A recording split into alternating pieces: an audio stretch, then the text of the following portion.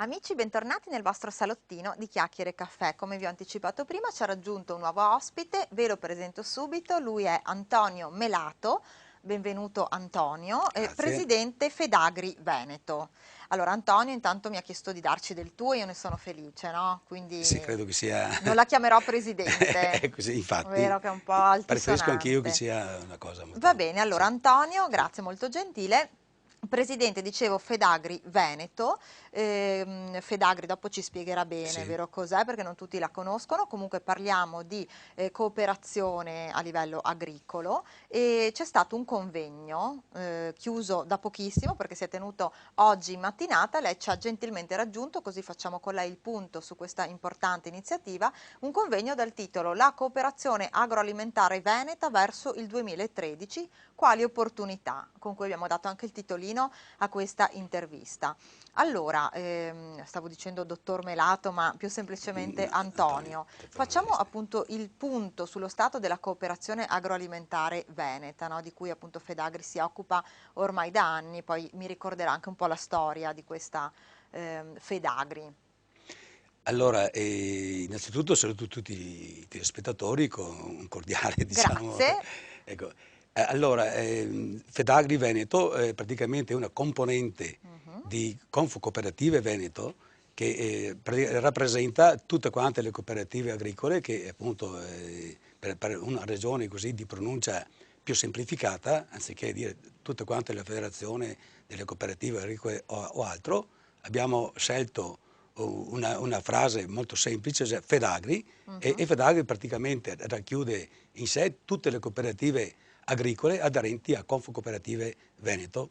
Ecco, Ecco, quindi un bel se- consorzio, no? no, non è la Non è un stessa cosa, è consorzio. proprio una federazione Mm. che praticamente racchiude 340 cooperative con circa 64.000 associati, Mhm. con poco meno di 10.000 addetti e con fatturato che va intorno ai 4 miliardi e 800 milioni di euro, per cui è un complesso Una molto, bella molto, è realtà. una realtà molto importante, ecco, ma non per il fatto del fatturato, ma soprattutto per il ruolo che svolge, diciamo, sul territorio. Ecco, quindi stamattina, no, vi siete trovati un po' tra addetti ai lavori, Sì, ma non solo, per fare il punto, no, su questo stato della cooperazione agroalimentare veneta. Com'è la situazione? Parliamo in particolare del Veneto, anche se poi Fedagri sì, agisce e interviene anche a livello nazionale, no? certo, Fermiamoci intanto in sì. Veneto, che è un po' il territorio che più ci interessa. Com'è la situazione agroalimentare e che cosa si è fatto e che cosa bisogna ancora fare per garantire in particolare la sicurezza ai consumatori, ma anche ai produttori? Ecco, infatti io sono appena arrivato qua, sono ancora, diciamo così, Ecco, quindi la con le ringrazio anche cose. per la Ecco, corsa ecco, tempestiva, allora noi abbiamo scelto questo periodo, che non è stata una scelta così a casuale. caso, non è stato casuale, ma abbiamo appunto cercato di intervenire in un momento particolarissimo. È stata chiusa da pochi giorni la conferenza regionale sull'agricoltura organizzata dall'assessore Manzato, Mhm. chiaramente una conferenza che ha dato dei risultati molto importanti, ma soprattutto ha messo un po', diciamo, in riga le tappe che dovremmo percorrere per arrivare a dopo 2013, una meta molto, molto importante Ecco, vediamo delle ecco, sì, immagini ecco, e per il appunto. quale Confcooperative riteniamo che dovrà svolgere un ruolo molto importante. Infatti questa mattina noi abbiamo posto come punto di riferimento la Regione Veneto, perché riteniamo che la Regione proprio in questo percorso Mhm. degli anni a venire per arrivare a dopo 2013 avrà un ruolo molto importante. Un ruolo molto importante, e stamattina è stato sottolineato anche dagli ospiti importanti che avevamo, Certo. ecco, nel senso che partiamo dal presupposto, in modo di fare un ragionamento abbastanza semplice, ecco, la riforma Mhm. della PAC, cioè della politica agricola comunitaria, praticamente si basa su due pilastri: un pilastro che è riferito alla produzione, Sì. un pilastro che è riferito invece allo sviluppo rurale. Ecco, vediamo Allora, immagini appunto rurali per condire un po' ecco, la nostra allora, intervista. dico molto, molto semplicemente che, allora, per quanto riguarda la produzione, noi sappiamo che abbiamo una grande responsabilità, perché oltre a produrre per il mercato e produrre sotto il profilo economico, noi abbiamo anche il compito più importante ancora, che è quello di produrre alimenti sani, Mhm. salubri, per fare in modo che la sicurezza alimentare non sia una questione così soltanto di slogan, ma sia un fatto reale, perché innanzitutto consumatori lo siamo tutti, lo siamo anche noi. Ecco. Certo, torna tutto buono, no, alla nostra Questo è società. un percorso che abbiamo una grossa responsabilità e ce la assumiamo tutta quanta. Ecco, sulla sicurezza alimentare, la garanzia al consumatore che quello che facciamo lo facciamo in base alle regole e in base alle più restrittive regole, vorrei dire, appunto della salute e dell'ambiente e di tutta questa cosa qua. Quindi molta Molta trasparenza e trasparenza, sì, da responsabilità. tracciabilità, rintracciabilità, tutta questa cosa qua, che poi magari potremmo anche entrare nel merito e spiegare un momentino cosa significa tracciabilità e rintracciabilità.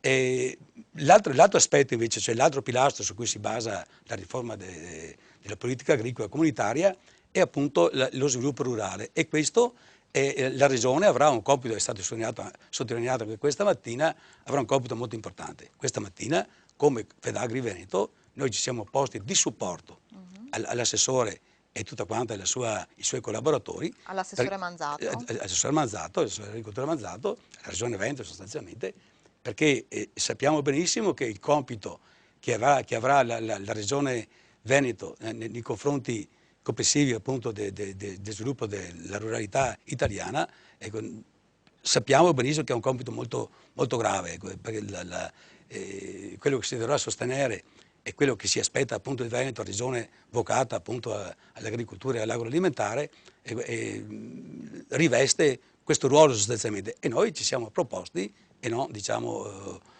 messi dalla parte della protesta sostanzialmente. Infatti non a caso abbiamo messo questo titolo sostanzialmente quale Quali opportunità opportunità, nel perché futuro? noi riteniamo che è il bicchiere mezzo pieno sostanzialmente, perché noi siamo sicuri che sarà un percorso difficile, però C'è ottimismo noi comunque. dobbiamo appunto vedere le cose. Noi abbiamo sicuramente delle opportunità, anche se sappiamo che le risorse a disposizione per l'agricoltura intera, sappiamo che c'è la possibilità di spendere meglio, di mirare di più alle aziende che effettivamente si impegnano a costruire il futuro e migliorare diciamo, il sistema agricolo veneto e nazionale. Riteniamo anche che, e lo dobbiamo dire, è una cosa che dico non molto, Chiaramente. diciamo un po' sommessamente, no? Ah, no. Non è che l'agricoltura complessivamente negli ultimi 10 anni non abbia avuto aiuti. Di aiuti Ci sono sono stati parecchi, il stati. piano di sviluppo rurale, gli altri Sì, anche la Regione interventi, Veneto, la anche Regione Veneto con stessa, quindi Zaia ha ecco, fatto come molto. abbiamo avuto. Però stiamo osservando che non è che abbiamo raggiunto livelli, diciamo, sotto il profilo della commercializzazione o altro eccezionali. Ecco, perché probabilmente, dico probabilmente, le risorse messe a disposizione non sono andate nella giusta direzione oppure non sono state sfruttate al meglio. Noi riteniamo che il percorso che sta facendo anche l'assessore Manzato, ecco, con la conferenza regionale sull'agricoltura, dove appunto si è tracciato tutta quanta una concezione nuova, diciamo, di quello che deve essere l'imprenditore agricolo. Ecco, ma soprattutto abbiamo sentito anche sempre dalla conferenza regionale sull'agricoltura la Presidente non della Commissione europea, ma comunque un compito, la Mirella, ma adesso non mi ricordo più Comunque il siamo cognome, su uno un scenario po' europeo. esatto, è come se un commissario europeo comunque, dove tra i tanti e forse i tanti vedremo cosa succederà o altro, però ha sottolineato e ha messo in grande evidenza il ruolo che la cooperazione dovrà svolgere come agricoltura organizzata, ma soprattutto perché la ricaduta di quello che fa la cooperazione ricade appunto sul territorio in cui opera E sui cittadini, e sui e cittadini, sugli perché ha abitanti due del territorio. direzioni appunto molto spinte, una verso la grande commercializzazione, l'esportazione e altro, ma anche non perdiamo di vista il consumatore, perché noi appunto abbiamo un sistema anche che stiamo organizzando al meglio proprio per dare la possibilità al consumatore di avere i nostri prodotti alla portata di mano, i nostri punti vendita e quant'altro, insomma. Ecco, quindi tanto dinamismo, vedo che siete molto Sì, impegnati. Forse lei prima, Antonio, si riferiva alle politiche agricole comunitarie, non so se sì, si riferisse appunto a questo quando parlava dello scenario sì, europeo, sì, no? sì. Moltissimo sta cambiando e quindi anche l'Italia, in particolare stiamo parlando di Veneto, si deve poi adeguare, no, in questo clima di revisioni, di cambiamenti, no, nello scenario anche europeo. Ma parliamo del nostro territorio, no, che è la cosa che più ci interessa e ci compete. Secondo lei, Antonio, come è cambiato il ruolo, anche l'immagine dell'imprenditore agricolo, no? Penso che lei abbia una lunga esperienza in questo settore, dal passato a oggi. Cos'è che è cambiato? Cos'è che deve fare ancora l'imprenditore per anche arrestare o comunque contrastare la crisi economica? Ma io credo che dobbiamo rivolgere, diciamo, il pensiero un po' al passato e anche con tre passaggi molto veloci. Mhm, Noi, l'agricoltura veneta, ma stiamo proprio nell'agricoltura veneta, mhm, noi abbiamo vissuto il dopoguerra dove bisognava produrre perché c'era da sfamare la gente, poi certo. abbiamo assistito all'esodo della gente, Gli emigranti che gli immigranti che sono andati veneti. a cercare fortuna in altri modi e abbiamo iniziato a parlare appunto allora di qualità, perché la Mhm, qualità sembrava che fosse l'obiettivo unico da raggiungere, poi invece i tempi sono cambiati, con la comunità europea è nato anche tutto quanto un sistema di gestione completamente diverso, per cui anche l'agricoltura veneta ha dovuto assoggettarsi e i mercati non erano più il mercato fuori casa, ma il mercato diventava sempre di più, ogni giorno di più globale e mhm. come cooperazione ci siamo interrogati da subito, vorrei dire, e abbiamo capito che l'aggregazione delle cooperative appunto era necessaria per creare quella massa critica sufficiente anche per governare il mercato, ecco, ma in particolar modo credo che uno degli aspetti più importanti che ha caratterizzato la cooperazione appunto nei tempi moderni è proprio la qualità ormai assunta come fatto fondamentale, ma soprattutto tutta quanta una serie anche di azioni volontarie, di autocontrollo e altro, proprio per garantire il consumatore Mhm. ecco, che i prodotti come tipicità o altro della cooperazione sono effettivamente i prodotti della terra veneta. Quindi Ecco, garantiti. da qualche parte qualche messaggero di sventura a volte dice ma la cooperazione a volte acquista, fa. La cooperazione in base diciamo, a determinate regole ha una mutualità prevalente che è molto ampia, però noi dei nostri dati, ma sono i dati diciamo, che possono essere sicuramente verificati in qualsiasi momento, Mhm. il 92% del prodotto che viene trasformato in alimenti o altro viene dalla terra veneta, in molti casi il 100%. Per cui sicuramente il prodotto è veneto e da questo appunto abbiamo cercato anche di mettere in essere e stiamo lavorando appunto per continuare l'aggregazione. Mhm. I dati ci danno forza in questo senso perché abbiamo visto negli ultimi 10 anni Mhm. aumentare il nostro fatturato notevolmente.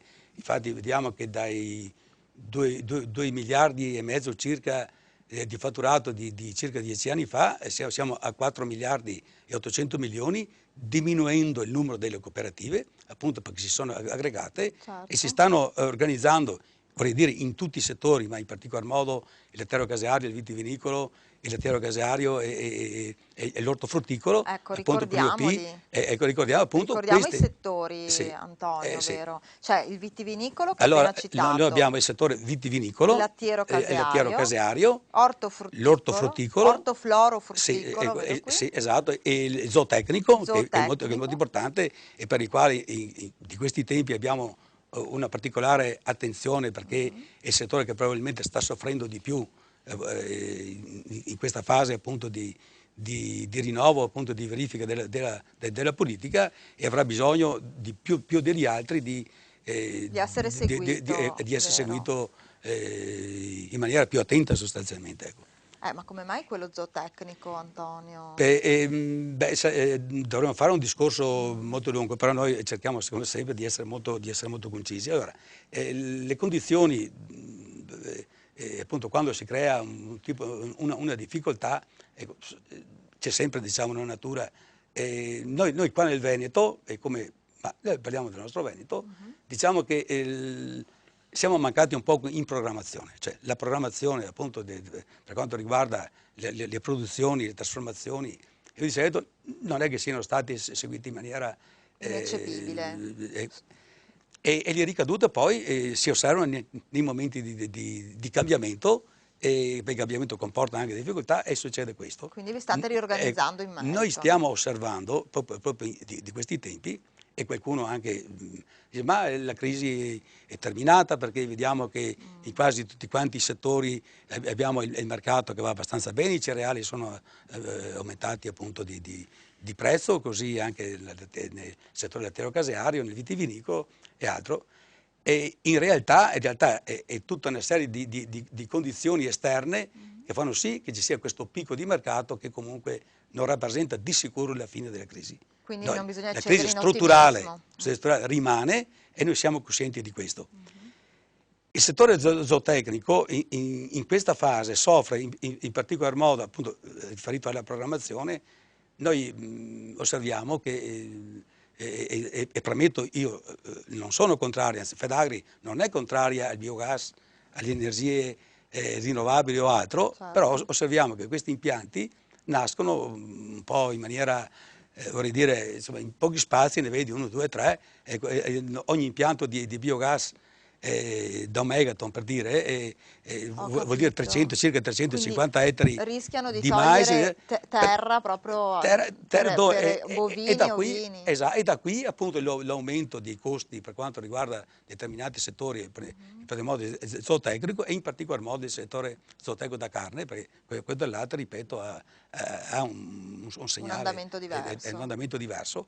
Per cui per il settore zootecnico da carne in particolar modo dovremo mantenere in qualche modo un qualcosa tipo l'articolo 68 che interviene in casi particolari ed altro, perché ha bisogno appunto, ricordiamo che il Veneto è la prima regione d'Italia sulla produzione di carne.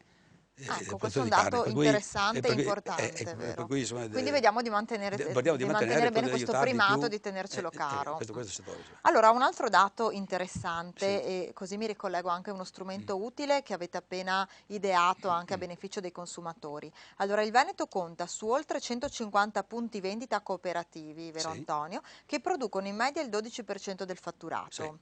Quindi anche questo è un dato importante. Fedagri Veneto si è impegnata a valorizzare questo patrimonio attraverso la creazione nel sito di Conf Cooperative Veneto di una sorta di motore di ricerca.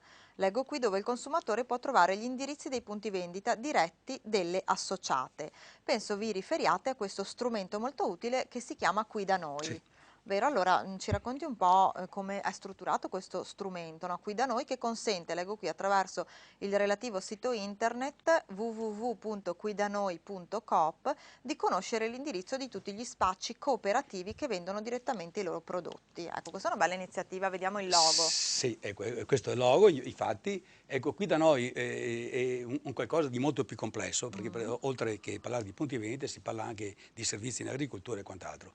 Noi invece ci fermiamo sul discorso dei punti vendita. Sì. Ecco, noi diciamo che quasi tutte quante le nostre cooperative hanno il punto vendita aziendale, ma non solo, ma hanno anche punti vendita poi dislocati, diciamo, nelle grandi città, nel Veneto e anche fuori del Veneto. Noi diciamo che nel nostro Veneto le nostre cooperative hanno circa 145-150 punti vendita all'interno delle aziende, ma anche molto spesso, ripeto, fuori dall'azienda. Ci siamo accorti non tanto per fare concorrenza alla grande distribuzione, che è tutto quanto un discorso diverso e sarebbe utopistico, diciamo, dire noi della cooperazione adesso facciamo questa iniziativa e andiamo a mettere in difficoltà la grande distribuzione oppure sostituirsi alla grande distribuzione. Non è questo, però noi riteniamo di poter fare attraverso questo progetto un servizio molto importante al consumatore, perché laddove trovava per esempio il punto vendita della cantina sociale, trovava il vino, nel lattiero-caseario, il caseificio trovava il formaggio, però si doveva spostare. Questo progetto, questo tentativo che ormai è già in essere, praticamente tentiamo di mettere in rete i nostri punti vendita più vicini al consumatore, in modo tale che quando si va a prendere il vino troverà anche il formaggio, troverà anche il miele, troverà l'olio d'oliva, troverà tutta quanta una serie, diciamo, Di dell'agroalimentare prelibatezze anche, cooperativo no? che questo nel settore del vino. Nel settore del tè caseario si troverà lì non solo il formaggio, ma il vino e il vino di Latticini, seguito, cioè vino e mettere in tutto. rete questi punti di vendita con un messaggio molto semplice che è qui da noi, Sì. per cui la gente che vede questo marchio sostanzialmente sa che lì ci sono i prodotti della cooperazione. Ecco, c'è un rapporto diretto C'è un tra rapporto diretto. produttore e Ecco. consumatore. È un po' la filosofia, Antonio, del chilometro zero, forse, no? Oddio, Un modo per accorciare la filiera. diciamo che il chilometro zero è un po' diverso perché è il produttore singolo che praticamente va a fare, che comunque noi siamo d'accordissimo, è un'iniziativa Qui siete validissima, strutturati, nulla da certo, ho eccepire, capito. perché noi siamo perfettamente d'accordo su questa iniziativa. Dobbiamo dire però che i punti vendita delle nostre cooperative risalgono a molto tempo fa. Siete stati Io mi apripista in ricordo per esempio, questo. ero presidente di una cantina sociale e i nostri punti vendita sono partiti ancora nel 57. Però avete una Nel bella storia alle 57 spalle. so che c'era appunto questo sistema di distribuzione del vino con la spina tipo quella della benzina, roba del genere, che la gente già restando in macchina si faceva il pieno di vino da Migiano sostanzialmente. Comunque andando a comprare le Sì, cose dietro l'angolo si sì, risparmia anche benzina, sto sì, pensando, esatto, tra le altre sì, cose, tra le altre cose. volendo Ecco, pensare voglio anche a dire, ecco, questo. qui da noi praticamente uno va lì e praticamente trova tutto Trova tutto, sostanzialmente, si può trova tutto. imbandire la tavola per Esatto, pranzi e esatto, cene con tutti i prodotti esatto. migliori della nostra terra E adesso veneta. stiamo appunto mettendo in rete questi punti vendita che saranno facilmente riconoscibili, ma anche saranno pubblicizzati e fatti conoscere, diciamo, in maniera ideale. Cioè, è un progetto che sta camminando Ad ampio respiro. esatto, ad ampio Ecco, respiro. quindi stamattina avete fatto il punto anche Abbiamo fatto il su punto questo, anche sugli su strumenti questa, utili e certo, migliori per garantire esatto, trasparenza, fruibilità e comodità anche ai vostri certo, consumatori. Bene, io la ringrazio, caro Antonio, siamo arrivati alla fine dell'intervista. Come peccato. vede è volata, Sì, è peccato, volata, sì, vero? peccato, sì. Allora dai, C'era ancora molte ricombiniamo. cose da dire, comunque. Ma possiamo ricombinare Un'altra puntata, sa, puntata allora si potrebbe parlare appunto dedicata del davvero. fenomeno prosecco, questo, quell'altro. Prosecco, ma volentieri, io adoro parlare dei prodotti tipici del nostro Esatto, sì. territorio. Quindi le anticipo già che l'aspetto per un'altra E io intervista, insomma, tra poche settimane la anche. ringrazio Tanto e qua a nome di tutti i cooperatori che rappresento in bene, questo me li momento. saluti. Allora, tutti i nostri amici anche da casa Sì, li salutano. Cari amici, allora ringraziamo e salutiamo il simpatico Antonio Melato, presidente Fedagri Veneto. Vi lascio a una rubrica, una delle nostre rubriche di chiusura, Euronauti, così dal territorio ci spostiamo anche verso l'Europa, che comunque è importante, vero, come certo. scenario di interazione anche rispetto alle politiche territoriali. Allora vi lascio alla rubrica, io vi ringrazio come sempre tantissimo di seguirci con affetto, che ricambio, e vi aspetto domani fra le 13 e le 14 come sempre qui nel vostro salottino di chiacchiere e caffè. Ciao a tutti, grazie. Anzi no, ho sbagliato perché a lunedì prossimo, quindi ormai ero già in fase di pranzo. E siamo a fine settimana, quindi ci vediamo lunedì prossimo. Ogni tanto le paperette, no? Sono anche simpatiche. Grazie a tutti, buon weekend e a lunedì.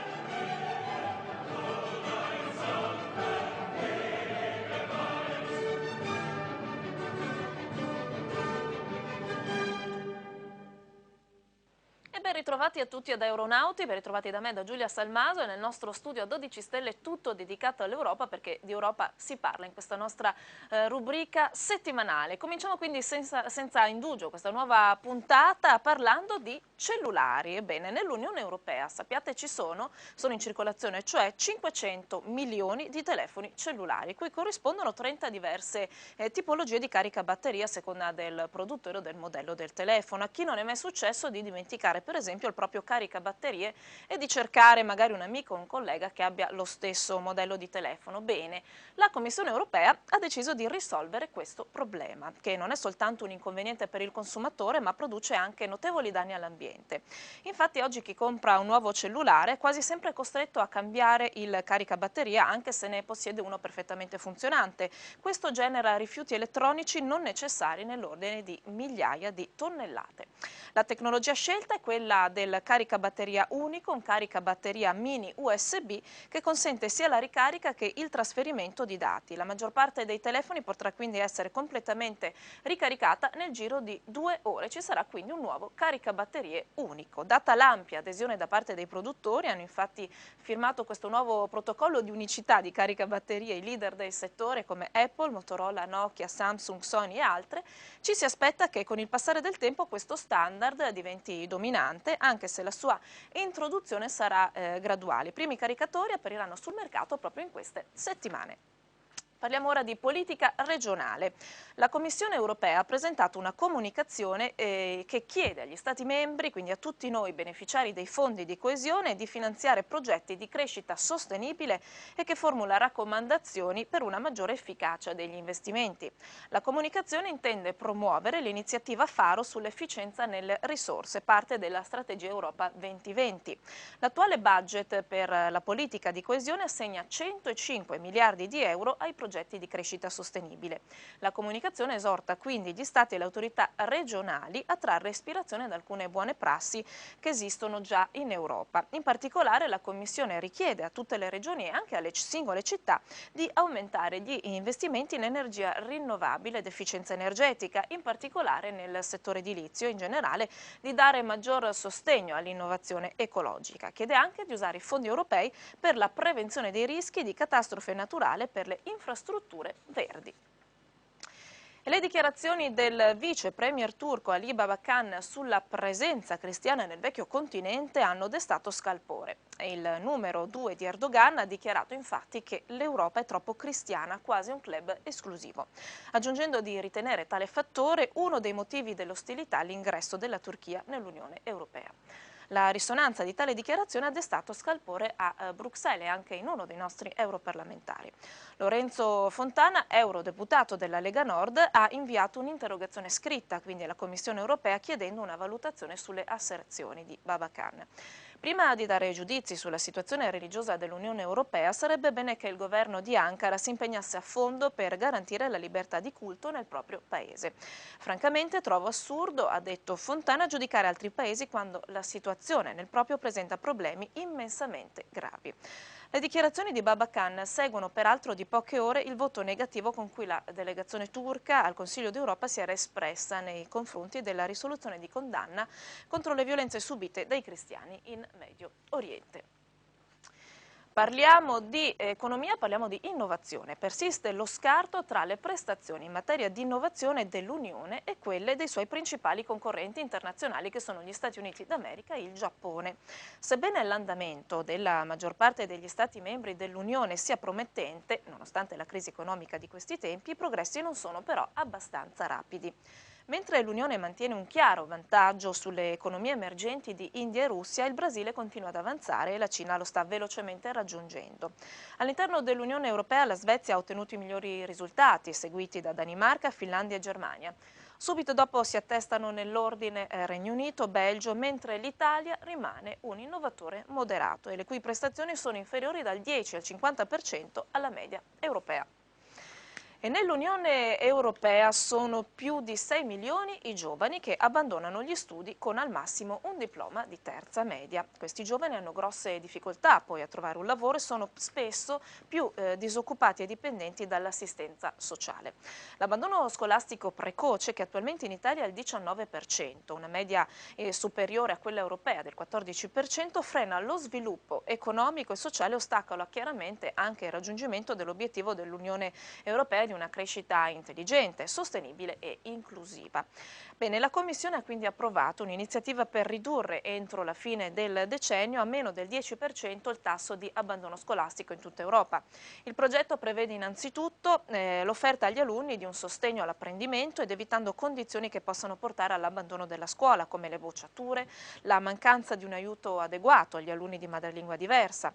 Eventuali misure di intervento dovranno inoltre far fronte in modo rapido ed efficace alle difficoltà che spesso si manifestano, come l'assenteismo, anche i cattivi risultati scolastici, e anche l'opzione della seconda opportunità mediante cioè classi speciali e dando ai giovani e anche adulti la possibilità di reinserirsi anche in percorsi scolastici e di seguire una formazione anche in età più avanzata. E anche per questa settimana è tutto, io vi do appuntamento alla prossima settimana, come di consueto sempre di giovedì per i telespettatori di Telechiaro, ovvero verso le 20, per i nostri radioascoltatori di Blu Radio Veneto che saluto, invece il solito appuntamento di lunedì alle 13:35. Grazie ancora per averci seguito, Euronauti sulle rotte dell'Unione Europea ritorna la prossima settimana.